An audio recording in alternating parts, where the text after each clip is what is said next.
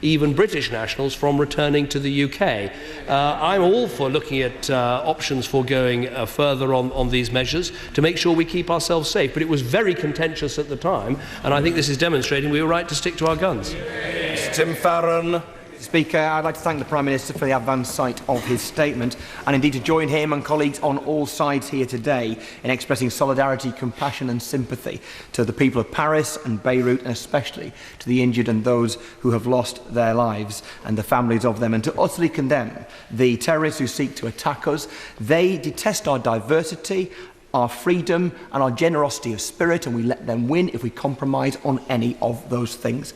It is critical that any UK military involvement in Syria should focus on civilian protection and political transition alongside crushing i.s.i.l. Otherwise, we repeat the mistakes of the illegal and counterproductive Iraq war. So, does the Prime Minister agree that the long-term stability in Syria must then be part of the strategy against i.s.i.l, and will he confirm that any plan brought to Parliament by the government to use our armed forces there will specifically address this? Well, first of all, let me say how I think he's absolutely right to mention the bombing in Beirut, because, of course, some people want to posit that this is somehow a sort of clash of civilizations, the Islamic world against the rest. And actually, the Beirut bomb, as so many other bombs before it, proved that these people, in this case i.s.i.l, are killing Muslims in the hundreds and thousands. And I think it's very important also to demonstrate to Muslim communities in our own countries that we take this violence as seriously as violence when it is committed in Paris or elsewhere. He asked whether what we would do in Syria would be about civilian protection. My argument is yes, it would be about civilian protection in the obvious way that if we can take out the murderers of i.s.i.l, we're helping to protect the Syrian people who they are threatening, but also because Britain has precision munitions like the Brimstone missile that are in many ways more effective even than some of the things the Americans have. Our intervention and our assistance would actually mean a better targeting of the people who should be targeted and fewer civilian casualties. Mr. Andrew Mitchell. In his very welcome statement today, my right honourable friend is clearly absolutely right to focus on the political track in the Syrian negotiations, building in part on the Kofi Annan proposals from some time ago, but also the significant progress that appears to have been made in Vienna last week. If those negotiations are successful, that will of itself remove a huge barrier to the widespread military coalition that all of us want to see, and in which Britain, as he said today, would have the ability and indeed a number of unique assets to play a very significant part. Can I say that if those negotiations in Vienna are successful, I have no doubt that the Prime Minister coming back to this House will get a huge majority of members from both sides in Britain's full participation in it.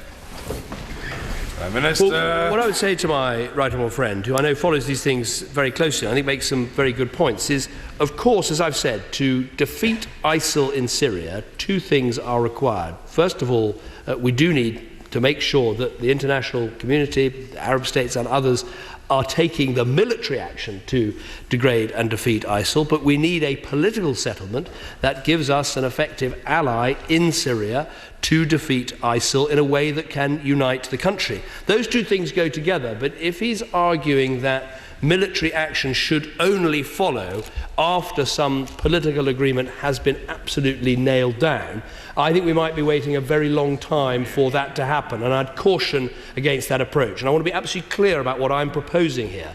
What I'm saying is that the government will bring together all of its arguments about how we succeed in Iraq, how we succeed in Syria, what a political process should achieve, how we degrade and defeat i.s.i.l, the role that Britain should play, my argument that we should be going further in Syria as well as Iraq, putting all those arguments together in response to the Foreign Affairs Select Committee.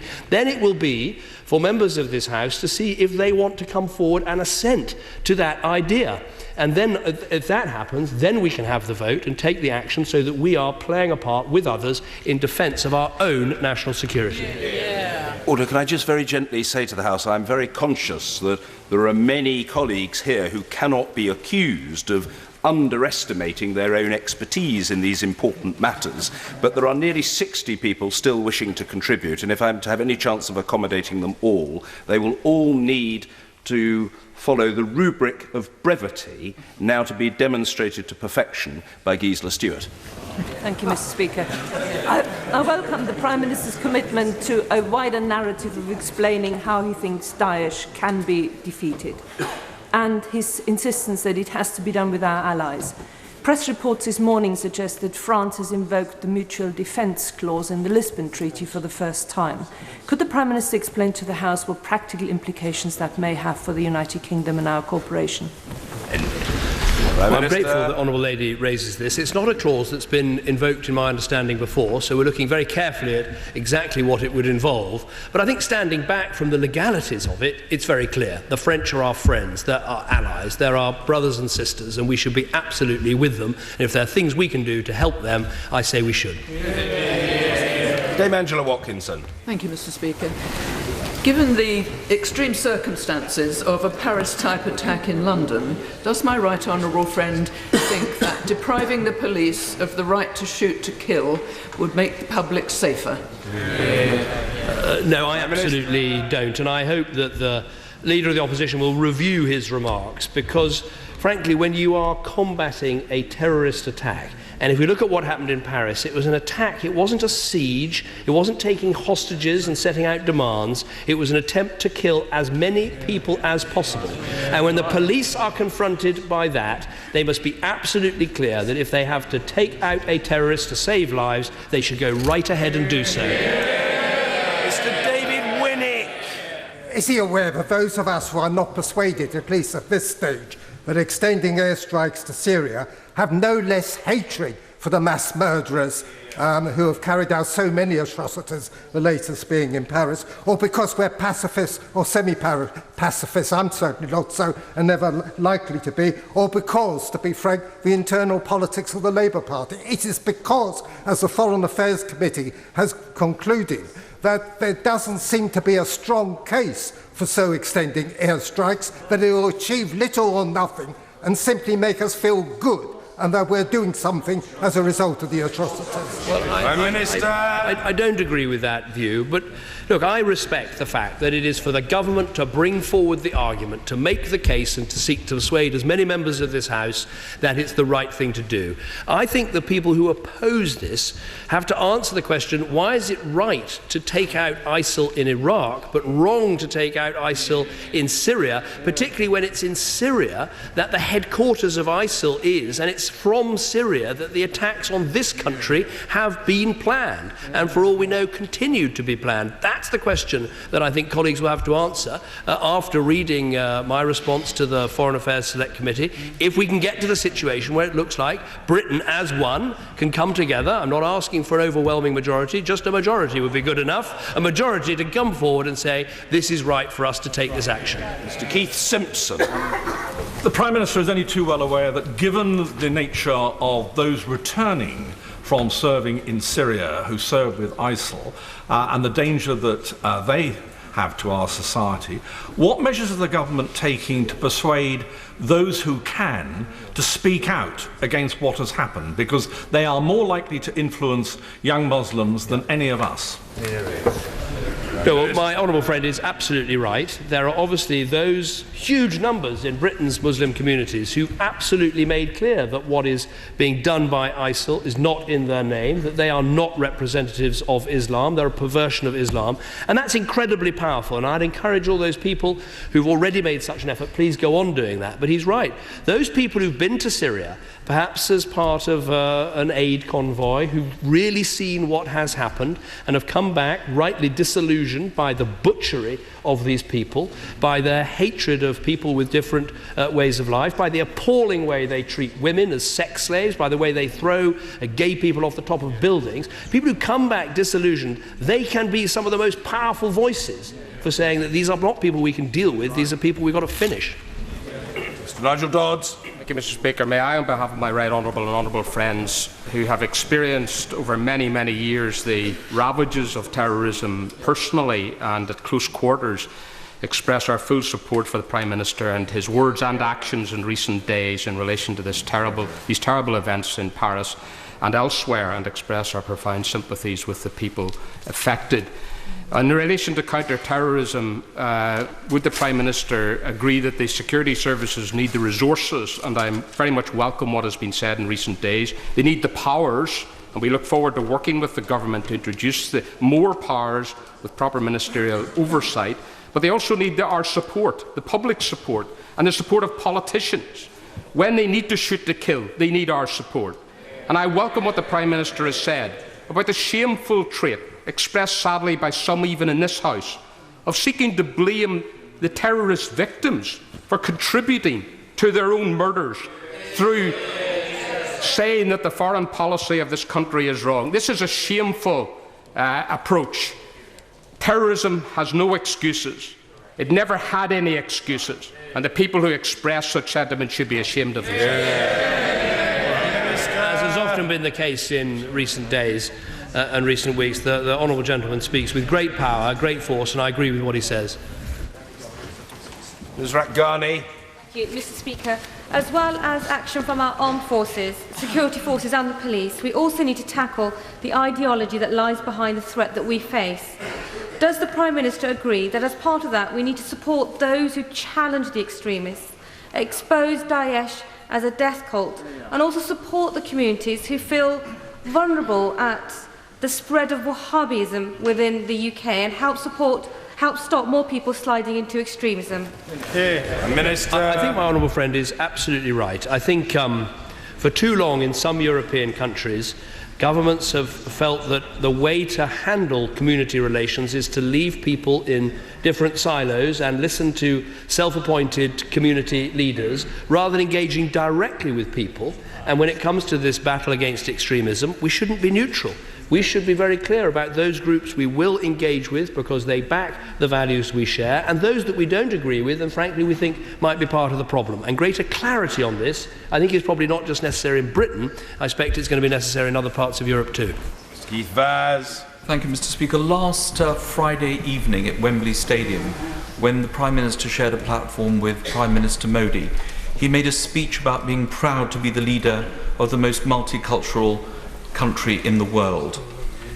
Does he agree with me that in order to protect and preserve that, we need to be very aggressive in our counter-narrative? And that means the internet companies doing much more than they are currently doing in order to take away the most important method of recruitment. And internationally, it means working with Europol and Interpol, giving them the support that they need, as this is an international issue. Minister. Well, first of all, can I thank him for the support that he gave to the Indian Prime Minister's visit to our country last week. And what I said, standing alongside Prime Minister Modi, is that while, of course, we still have to fight discrimination and racism in our country, I think we can lay some claim to being one of the most successful multiracial, multi-faith, multi-ethnic democracies in our world, something India aspires to do as well, and it should be something that links us. He's right about this issue of working with internet companies, just as we've worked with them to try to take paedophilia and child pornography off the internet, so there's more we can do to get this extremism off the internet as well. Mr. John Barron. The Prime Minister is right to focus on the importance of a multifaceted approach, but may I suggest to him that when it comes to military intervention in Syria, we must learn from previous errors and try to ensure that we put together a proper strategy involving regional powers and allies, the powers including Iran and Russia, which might have to recognise that ISIL is the greater danger than President Assad, because we also need to accept that airstrikes alone will not defeat this evil regime. Prime Minister. Well, my honourable friend is right that bringing together an international coalition for political change in Syria is the right thing to do, and that's exactly what we're doing. Iran and Saudi Arabia and Russia and America, Britain, France, Turkey and others are all in the room together negotiating this, and that is the way it should be. But I also think we have to have a regard to our own national security, and every day that ISIL is active in Iraq and Syria is a day that we are in some danger in our own country. Christopher Leslie. The Prime Minister is right that the police and the security services need our full support at this time. But shouldn't it be immediately obvious to everyone, that the police need the full and necessary powers, including the proportionate use of lethal force if needs be, to keep our communities safe? Well, the right honourable gentleman is absolutely right. I think we can have huge regard for our police in this country. The old saying that the public are the police and the police are the public does ring true, because they come from our communities. They're not seen as some occupying force. And it's absolutely right, when they're confronting murderers and people with weapons, they have to be able on occasion to take lethal action. And I hope that the Leader of the Opposition will think very carefully about what he said, because it's very important we all support the police in the work they do rather than undermine it. Seema Kennedy. Thank you, Mr. Speaker. Can my right honourable friend set out what plans the government is taking to make airport security safer, given the belief that we have that the Russian airline was brought down by a bomb? Minister. Well, what we've seen this morning is some reports that the Russian security services are now making clear that they believe it was a bomb that brought down that aircraft tragically after it left Sharm el-Sheikh. And this is an issue I discussed with President Putin yesterday. What we need to do is to work with others to look at the most vulnerable locations around the world and work out how we can make them more safe. There's no 100% security you can deliver, even in the most advanced airport, but there are some basic things around scanners, about the way luggage is handled, about the way passengers interact with their luggage, about what happens at the gate, best practice that can be introduced right across the world, and that's what we're going to work on. Mr. Alex Salmon. If a broad international coalition is not just possible but necessary in Syria, then what is the obstacle to a Security Council resolution? And on the subject of financial flows, can the Prime Minister answer the question directly? What are the obstacles to disrupting and degrading the financial flows and the financial institutions without whom Daesh could not function? First of all, the obstacle so far to a Security Council resolution has been the fact that one of the permanent members, Russia, has threatened to veto meaningful Security Council resolutions that would perhaps provide that overarching permission for the action that we believe is necessary in Syria. But I'll answer the question very directly in my response to the Foreign Affairs Select Committee, that the action I believe we should take is legal under international law. And I know that should be spelled out clearly, and of course I will spell it out clearly. In terms of disrupting the financial flows, we actually are part of the committee that is looking at all the action that can be taken, including against financial institutions. But as I said, one of the most important things we can do is stop their funding through the oil trade, some of which they're selling directly to Assad. Dr. Andrew Murison. Earlier this year, the Kingdom of Morocco signed an agreement with France to train imams and preachers, including women, in the moderate mainstream tradition to which my right honourable friend referred. Would he congratulate Morocco for the exceptional leadership that it has displayed in tackling extremism and commend its further efforts, perhaps as far as the UK is concerned, where we can learn some of the lessons that France is currently undergoing? I think my honourable friend is absolutely right. We can learn the lesson from Morocco. There's also work the German government has been doing with Turkish imams. There's work we've been doing with imams trained to come into this country. One of the remarkable things about the G20 is actually the conversation about fighting radicalisation and extremism. The proposals made by, for instance, the Indonesian president and the Malaysian prime minister, both countries that pride themselves on being part of the moderate Muslim world, were particularly powerful to listen to. Caroline Lucas. Thank you, Mr. Speaker. Whilst we differ on the details of how to ensure citizens are kept safe, I certainly agree that it is the overwhelming priority of the government to make sure that they are. And in that vein, can he assure us that as well as giving extra money to the security services, he will also make a significant investment in our diplomatic services, which are world-class and are needed more than ever right now? It should not be hollowed out by cuts.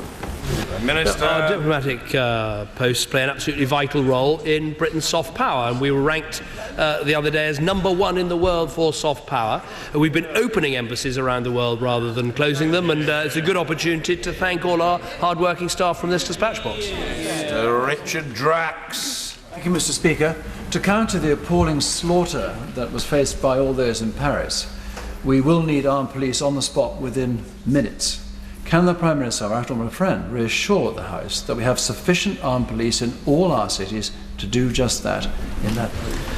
My honourable friend is absolutely right to raise this, and following the Mumbai attacks and the intelligence we had after that of potential attacks in this country, a lot of work was done to make sure that the armed response vehicles we have sufficient amount of people to meet the challenge in any of our major urban areas. We keep this under review. We're studying what happened in Paris. We're looking at the numbers that we need. I think the idea of routinely arming all of the police in our country is not the right approach, but certainly increasing the number of armed police that are available, that is something that we're looking at very carefully, and something that, if necessary, we'll do. And also, while we don't talk about the role of our special forces, they're also available to help in these circumstances, and again we'll do everything we can to make sure that they can be brought to bear at the right moment and can help with our overall effort at dealing with what are extremely challenging problems thrown up by what happened in Paris.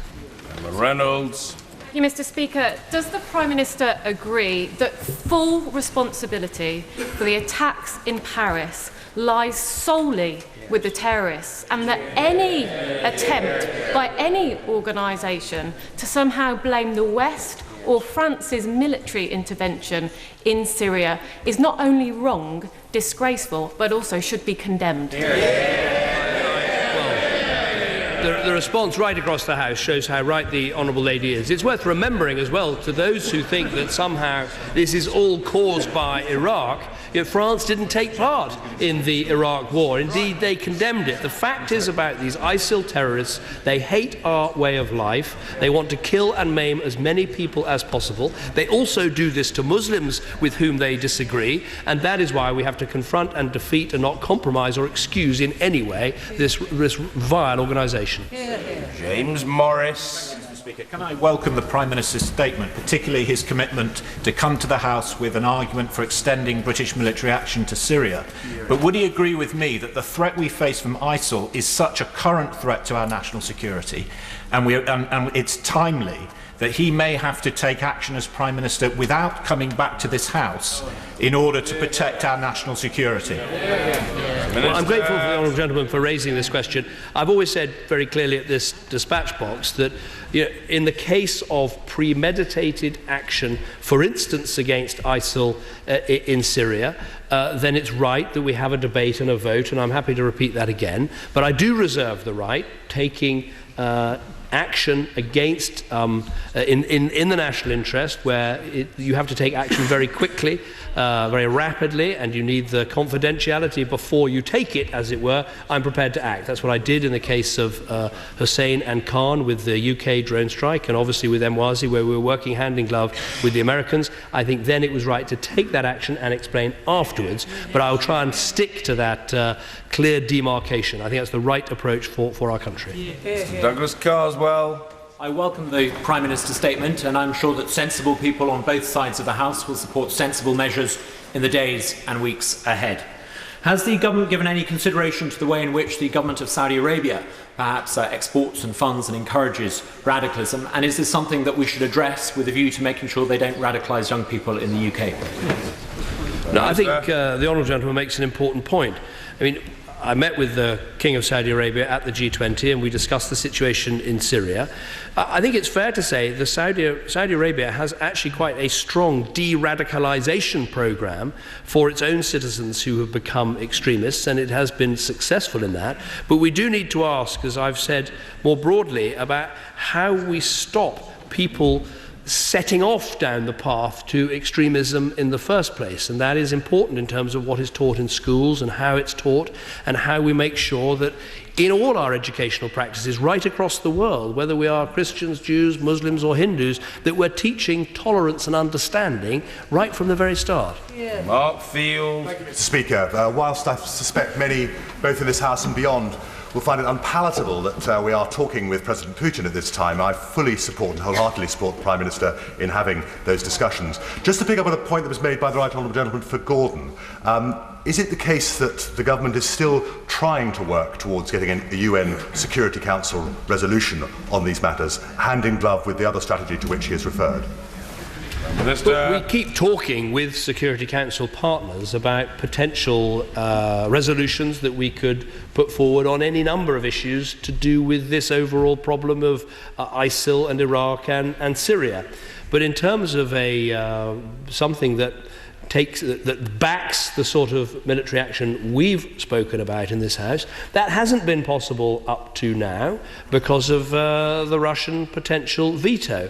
And I think it is important for us to understand that it is possible to act within international law, with a full backing of international law, without a Security Council resolution. Obviously, it's better in many ways to have a Security Council resolution as well.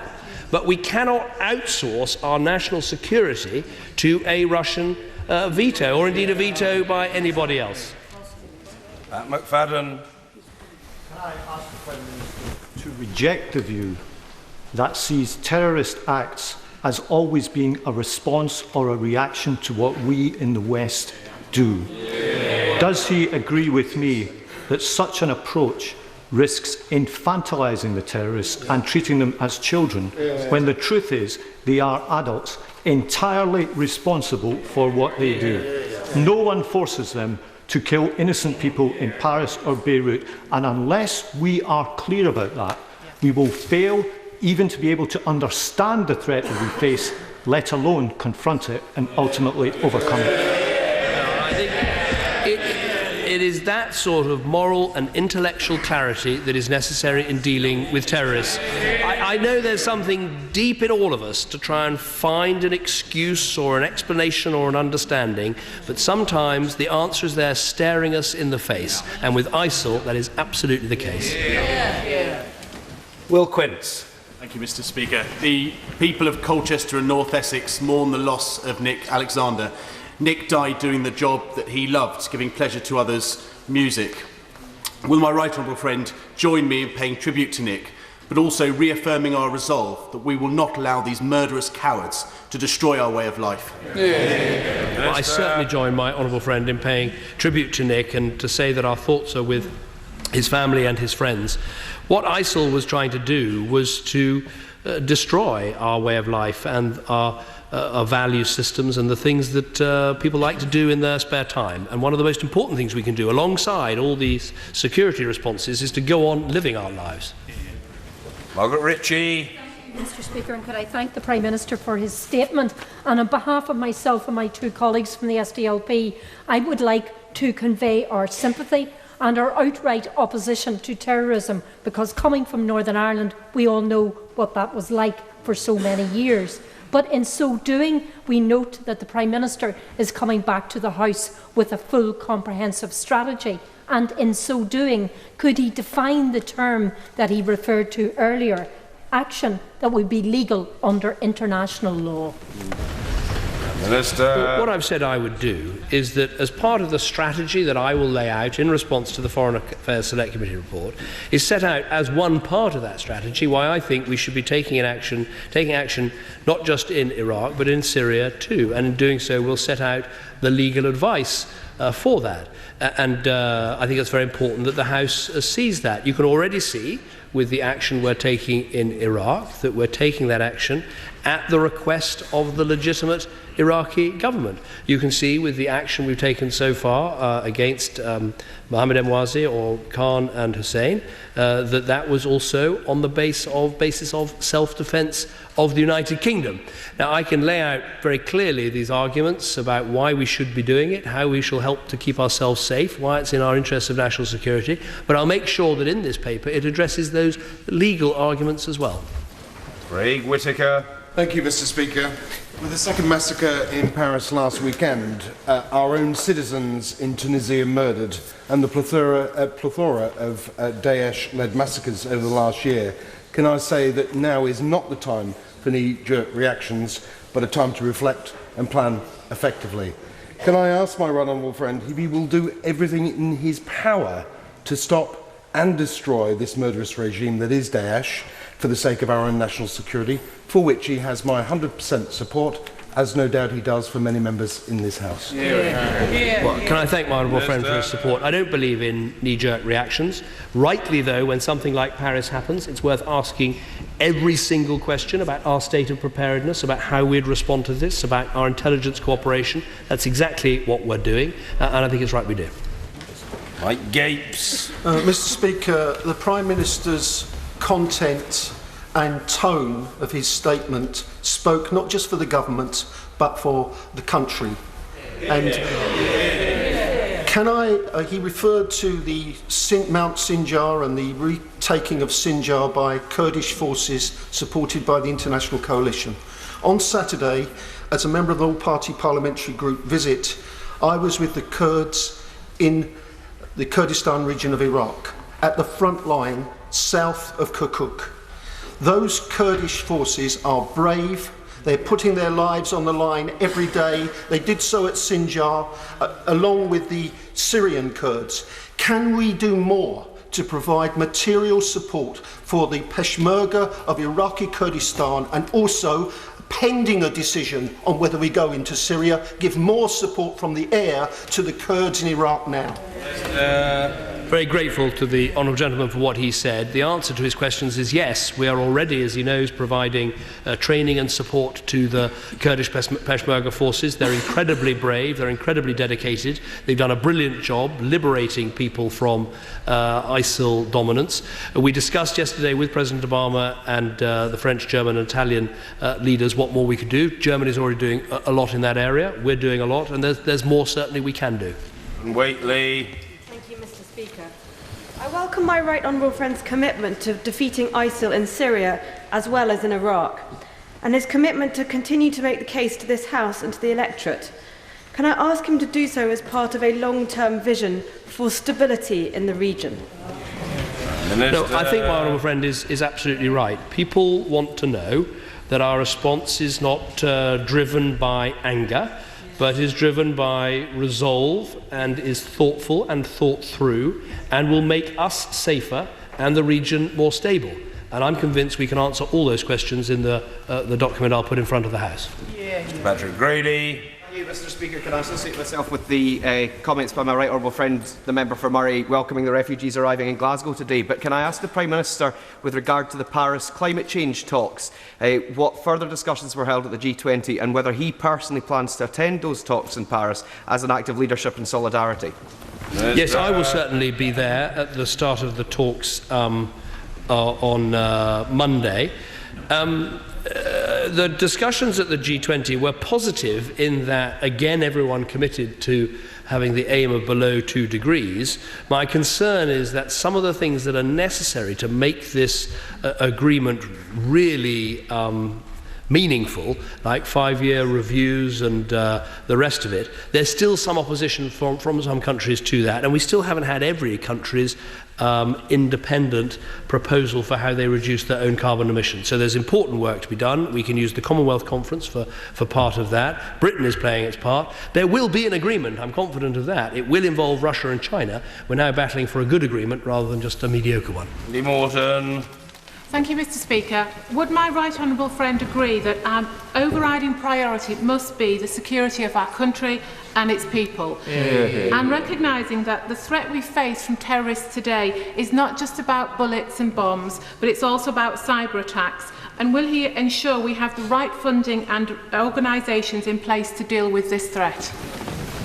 No, my honourable friend is absolutely right. We do face cyber attacks, not just from states, but also from radical groups and individuals. I think we made a lot of progress in recent years at funding our cyber defences, but I think it should be a major feature of the strategic defence review we discuss next week. David Hanson. The first duty of government is to protect its citizens, and the Prime Minister has set out with absolute clarity the steps required to do that, for which it is welcome. Could he, though, say some more about what steps he will take to secure action against those who are buying goods of contraband from i.s.i.l, not just the Syrian government, but also individuals and companies? No, well, I'm very grateful to the honourable gentleman for his remarks. There is the sale of antiquities, of course, which he might be referring to, as well as, of course, the sale of oil, and we're trying to crack down on all of those things, and we're looking at what more we might have to do in this country to assent to some of the conventions in that area. Order. I think it's reasonable to move on at 2 o'clock and not beyond. So can I appeal for brevity, colleagues helping each other? That would be really useful. Henry Smith. Thank you, Mr. Speaker. Along with the Honourable Member for Ilford South and also the Honourable Members for South Antrim and Barrow, I join them on the front line against ISIL Daesh south of Kirkuk in Iraqi Kurdistan last weekend, where indeed we saw the amazing work that the Peshmerga is doing in taking back territory and communities from that evil existence. We also visited some refugee and displacement camps and saw families affected. Would my right honourable friend the Prime Minister agree with me that we need to ensure that we are protecting those minorities in the Middle East? Prime Minister. My honourable friend is absolutely right. Making sure that both Iraq and Syria are countries and governments that represent all of their people, Sunni, Shia and Kurd, is absolutely vital. A question, perhaps? Chukwuemeka. I agree with all the comments about the #1 priority of this government being safeguarding the national security of those we represent, but actually that extends to every single member of this House. With regard to the use of lethal force by intelligence and police forces abroad and at home, of course it's important that they have the powers necessary to act. But it's also important that they act within a clear legal framework. I welcome the Prime Minister agreeing to publish the advice on which he intends to act in Syria. Could he also ensure that the basis on which police act on our streets here is published and made known to those we represent? Prime Minister. Thank the honourable gentleman for his question. Let me clarify something, because I don't want to mislead the House. I'm not saying I will publish the legal advice, because governments have never done that. What I did as Prime Minister in the last government, and will do again in this, is provide a proper and full description of what that legal advice says. I know that sounds like splitting hairs, but it is important. That's what I will do. As for the issue that he raises about the police, perhaps I'll ask the Home Secretary to write to him directly about that. After his uninterrupted 28 years' service in the House, I feel sure the Honourable Gentleman Member for Bosworth can put a question, very likely, in a single sentence, and briefly. Mr. Tredellick. Well, friend, the Prime Minister heard anything about the possibility of partition as a settlement on the lines of Cyprus, leaving an Alawite 5-tribal area in the south and Free Syria in the north? I don't think, I have seen ideas put forward for these sorts of things. I don't think it's the right idea. I think the idea of trying to carve up these countries into a sort of Sunnistan and a Shiastan, I think would be a great mistake. What we need to do is build a Syria that can have a government that represents all of its people as Syrians. Mr. Brake. Mr. Thomas. I have met a number of Syrians over the last couple of weeks, including a very brave citizen journalist who is about to return to Syria. They are unanimous in calling for a no-bombing zone in Syria to stop civilians being killed by Assad's barrel bombs. Can the Prime Minister reassure us that he will ensure that the views of Syrian civilians are taken into account in relation to any UK military action? No, the honourable gentleman is absolutely right. I mean, if we were to take action, it would be to save the lives of Syrian civilians. Of course, we all support no bombing zones in terms of Assad stopping the practice of raining down barrel bombs, sometimes with chemical weapons, on his own people.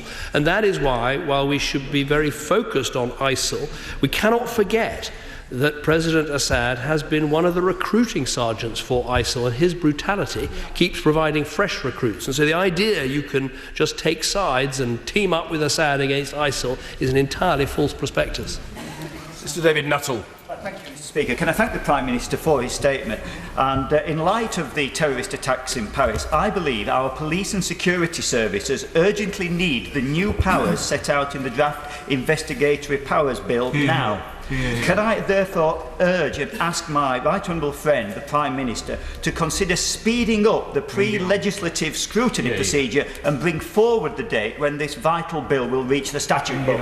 I thank my honourable friend for this question. We are looking at this issue, but I would reassure him that most of what the IP bill does is put onto an even clearer statutory footing those practices currently carried out by our security and intelligence services.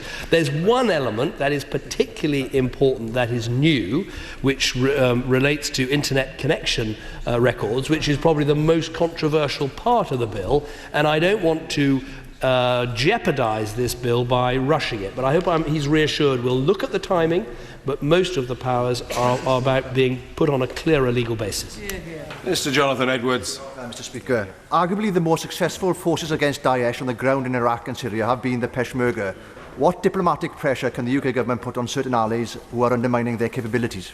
Prime Minister. Well, what we're doing is everything we can to help their capabilities. So training, ammunition, logistical support, that's coming from us, that's coming from the Germans, that's coming from the Americans. And obviously we need to work very hard with all of the countries in the region to recognise that the Kurds are our allies in this fight, not least because they're taking it directly to ISIL and saving civilian lives. Mr. Jason McCartney. Mr. Speaker, as chairman of the all-party group for Kurdistan, I join the Prime Minister in praising the Peshmerga forces for retaking Sinjar with support by US-led airstrikes. And does the Prime Minister agree with me that these Kurdish forces now need their fair share of oil revenues promised from Baghdad for them to be able to continue this fight on the ground against the evil ISIL-Daesh? Minister. Well, my honourable friend has a lot of experience of working with and helping the Kurds, not least for when he was taking part in delivering an earlier no-fly zone. There is an agreement in Iraq about the sharing of oil revenues, but it needs to be honoured properly because the Iraqi government needs to always make clear that it's there not just for the Shia, but for the Sunnis and the Kurds as well. Sarah Champion.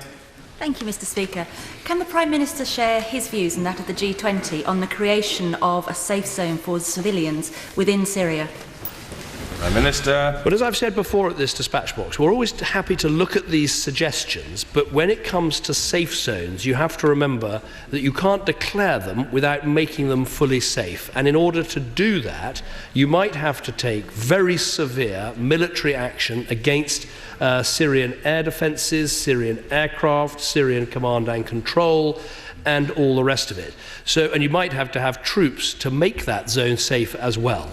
So I think there are real problems with these suggestions. I look at them. I've discussed them with the Turks, for instance, a huge amount. There's also another danger worth thinking about, which is that there are 2 million Syrian refugees in Turkey.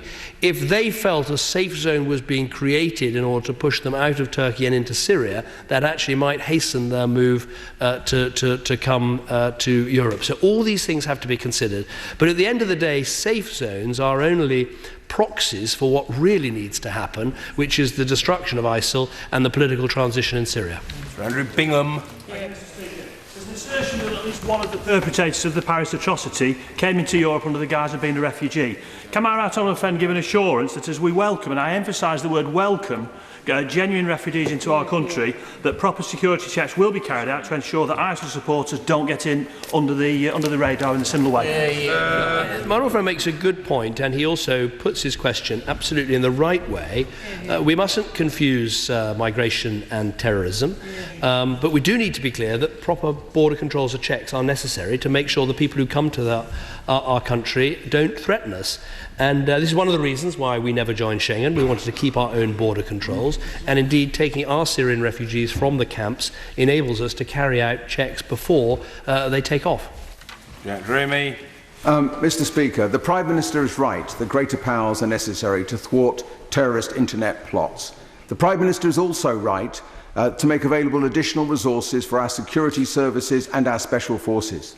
Does the Prime Minister, however, not agree that it would be the worst possible time now to proceed with the biggest cuts to any police service in Europe, which will have a serious impact on neighbourhood policing, vital to intelligence gathering, the eyes and ears of counter-terrorism in local communities? Minister. Well, as I've said, we have protected counter-terrorism policing budgets in the last Parliament. We'll do the same in this Parliament. I think the police have shown in the last 5 years how well they can do at finding efficiencies and actually increasing the number of neighbourhood police officers that are on our streets. Martin Vickers. Thank you, Mr. Speaker. Terrorists and their weapons can enter the UK through any point of entry, and the ports that mainly handle freight, such as the Humber port, are perhaps particularly vulnerable. Can my right honourable friend assure me that staff levels for Border Force will be maintained and, if necessary, enhanced to combat this threat? Well, my honourable friend is right to raise this issue. What I can tell him is that we're very focused on preventing firearms from entering our country. That is one of the best ways we can try and defend ourselves from these sorts of appalling attacks. We have an intelligence-led model where we try and use intelligence to make sure that our border security is delivered in the right way at the right time. But all the time we're asking Border Force whether they have what they need. I discussed this with the head of Border Force who attended the Cobra meeting on Saturday morning when we discussed this. Mr. Ian Austin. Mr. Speaker, I agreed with everything the Prime Minister said about Syria and about terrorism, but does he agree with me that those who say that Paris is reaping the whirlwind of Western policy, or who want to say that Britain's foreign policy has increased, not diminished, the threats to our own national security, are not just absolving the terrorists of responsibility, but risk fueling the sense of grievance and resentment which can develop into extremism and terrorism? That was a moment when he the Honourable Gentleman very kindly said he agreed with me, and I absolutely agree with him. We have to be very clear to those people who are at risk of being radicalised that this sort of excuse culture is wrong. And it's not only wrong for us to argue, for anyone to argue, that Paris was brought about by Western policy. It is also very damaging for young Muslims growing up in Britain to think that any reasonable person could have this view. So I agree with him 100%. Nigel Evans. Thank you, Mr. Speaker. Does the Prime Minister believe that any individuals living in the United Kingdom now who have information about any activities of those who have become radicalised or are terrorists themselves are silent accomplices to any carnage that might take place in this country, and that they have a duty to pass on that information immediately in order to save the lives of so many innocent people? Well, my honourable friend makes an important point, and it actually goes to this issue about the civil liberties that we have in our country. People who might suspect that a friend or a relative or someone they know has become radicalised or their mind has been poisoned, they should come forward, secure in the knowledge that everything we do in this country is done under the law, under the rule of law, and I think we can't send that message out clearly enough. Ian Paisley. In this age of terrorism, can the Prime Minister indicate to us how safe are the British people? Minister. Well, I don't set the alert levels. They're set independently, and that's right that it should be done by a group of experts. The level is currently set at severe, which means that they believe an attack is highly likely. The next step you would go to is critical, where you believe that a threat is imminent. That wouldn't normally happen until you have some intelligence that would tell you that a threat was in some way imminent. So what I'd say to the British people is we should go about our lives, we should be vigilant and work with the police and intelligence services where we can, but never give in to the threat that the terrorists pose, because of course they want us to change our way of life and to live in fear. That is what terrorism means.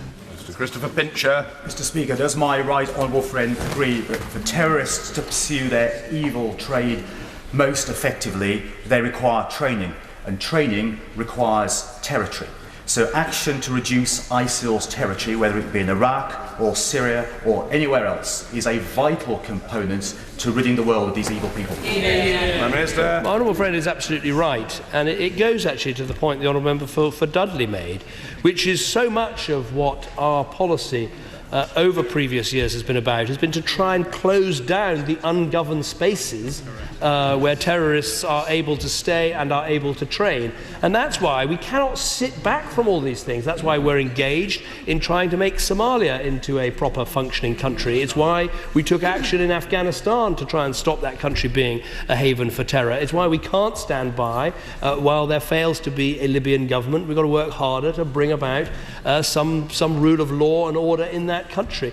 We don't do this because somehow we believe in military adventurism. We do this because we want to keep people safe in our own country. That's what it's about. Richard Burden.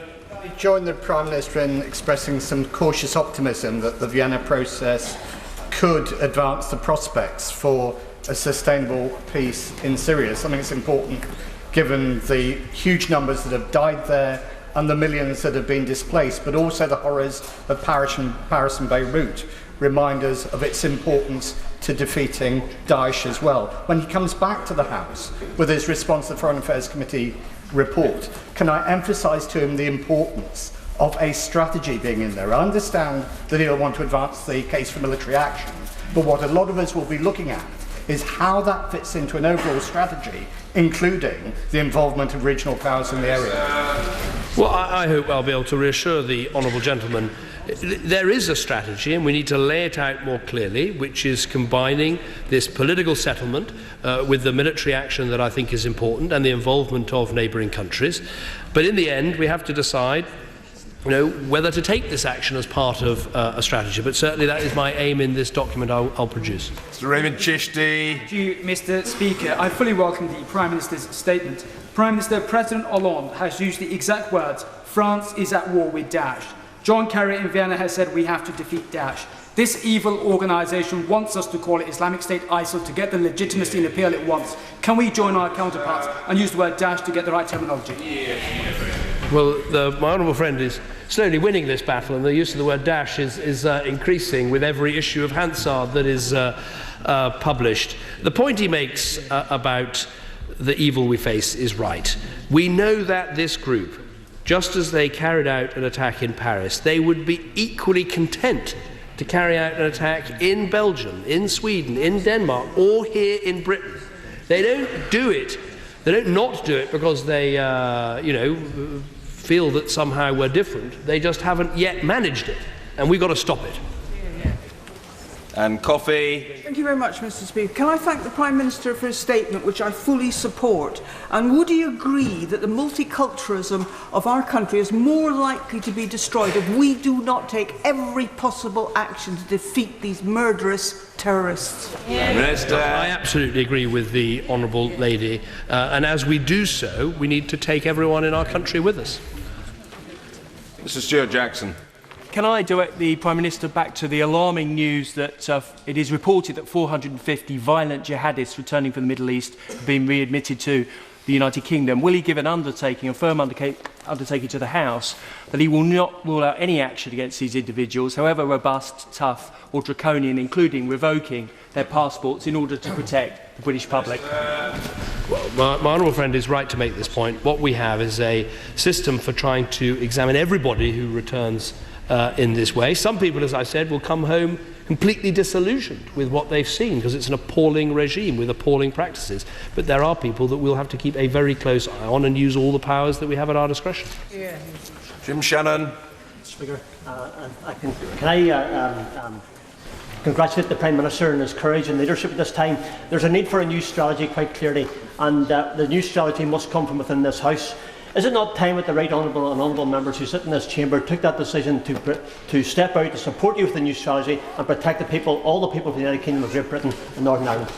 Well, I'm very grateful to the honourable gentleman for what he says. I hope that this response to the Foreign Affairs Select Committee will be something around which members of this House can rally so that we can then move forward in a way that supports our allies and keeps our country safe. Jake Berry. My right honourable friend, the Prime Minister, is aware that Lancashire Constabulary is one of the leading forces in the UK in fighting radicalisation and terrorism. Could he update the House as to what further steps can we take to ensure that our security services and our police forces cooperate fully with each other? Minister.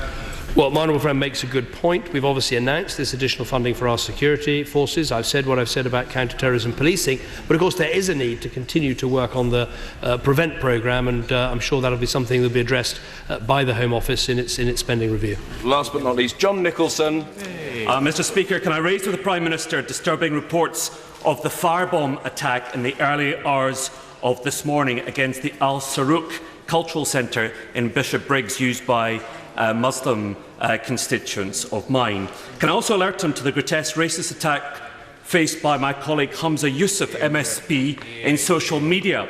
Will he join me in condemning some of the inflammatory statements in the press attempting to link innocent Muslims with extremism?